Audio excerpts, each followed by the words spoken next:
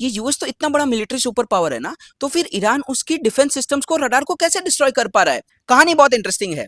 होता यह है कि यूएस इस वॉर में जो ज्यादातर मिसाइल डिफेंस सिस्टम यूज कर रहा है उसका नाम है थाड़। तो थाड़ मिसाइल डिफेंस सिस्टम S-400 की तरह ही काम करता है।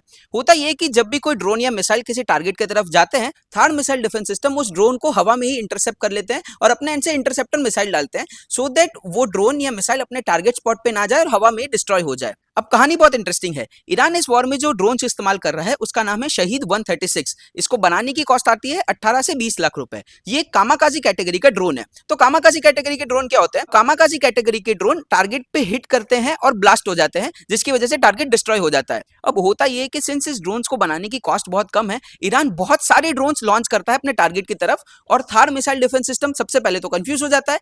प्लस वो जितने भी ड्रोन्स को रोकने के लिए इंटरसेप्टर मिसाइल लॉन्च करता है, उसको बनाने की कॉस्ट होती है 1 से 2 मिलियन डॉलर रुपीस, जबकि ईरान के ड्रोन तो सिर्फ 18 से 20 लाख रुपए के बनते हैं, जिसकी वजह से बहुत सारे ड्रोन्स लॉन्च होते हैं और एटलीस्ट 2 या 3 ड्रोन्स तो अपने टारगेट को हिट कर ही देते हैं। रिसेंटली ईरान ने इन्हीं ड्रोन्स को इस्तेमाल करके यूएस के 1.1 बिलियन डॉलर के रडार को डिस्ट्रॉय कर दिया था। इसकी वजह से यूएस को इस वॉर को सस्टेन करने में ईरान के कंपैरिजन में बहुत ज्यादा कॉस्ट आ रही है। आपको क्या लगता है, इस वॉर को कौन जीतेगा, ईरान या यूएस? कमेंट्स करके मुझे बताइए अपने views. Thank you so much for watching this video.